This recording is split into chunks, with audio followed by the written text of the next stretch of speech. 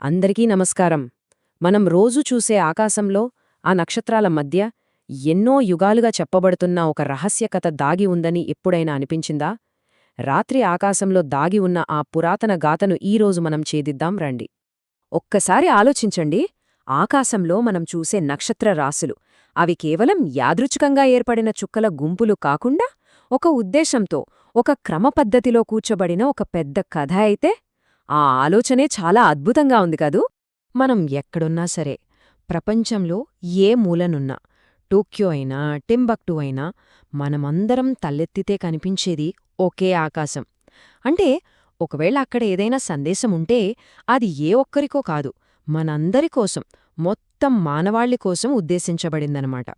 సరే, ఈ ఆలోచనకేదైనా ఆధారం ఉందా అని చూస్తే పవిత్ర గ్రంథంలోని కీర్తనలలో ఒక మాట ఉంది. ఆకాశం దేవుని మహిమను వివరిస్తోందని, వాటికి భాష లేకపోయినా, మాటలు లేకపోయినా అవి ఒక జ్ఞానాన్ని పంచుతున్నాయని. అంటే వాటి సందేశం మాటల్లో కాదు, దృశ్యంలో ఉంది. ఇక బైబిల్లోనే అత్యంత పురాతన గ్రంథంగా చాలామంది భావించే యోబు గ్రంథాన్ని చూద్దాం. కొన్ని వేల సంవత్సరాల క్రితం రాసిన ఈ గ్రంథంలో కూడా నక్షత్ర రాసుల గురించి ప్రస్తావించడం చాలా చాలా ఆసక్తికరమైన విషయం. యోబు గ్రంథంలోని ఈ భాగంలో దేవుడే యోబును ఒక ప్రశ్న అడుగుతున్నాడు. ఇక్కడ నక్షత్రరాశులు అని మనకు అనువదించబడిన ఒక పదముంది కదా, కాని అసలు హీబ్రూ మూలంలో ఉన్న పదం వేరు. అదే మజ్జారోత్. ఈ ఒక్క పదం వెనుక ఒక లోతైన అర్థమే దాగి ఉంది. ఇక్కడే అసలు కథ ఒక పెద్ద మలుపు తీసుకుంటుంది. మజ్జారోత్ అంటే కేవలం 12 రాశులు కాదు.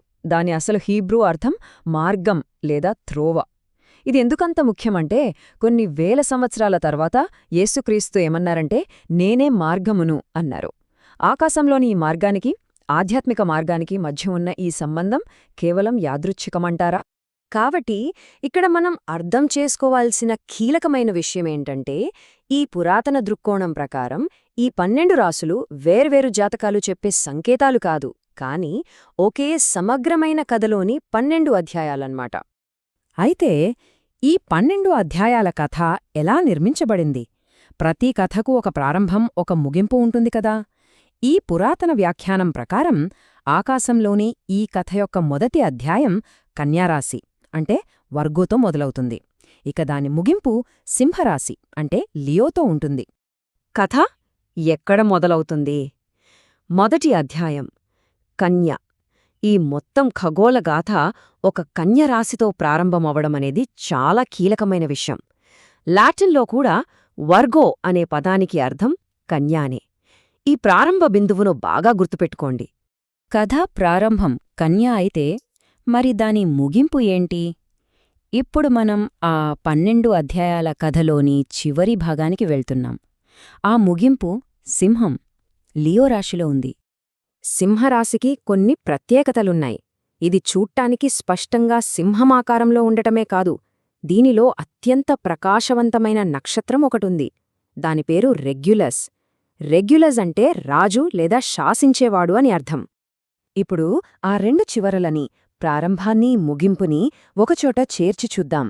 ఆకాశంలో కథ ఒక కన్యతో మొదలై ఒక సింహంతో ముగుస్తుంది.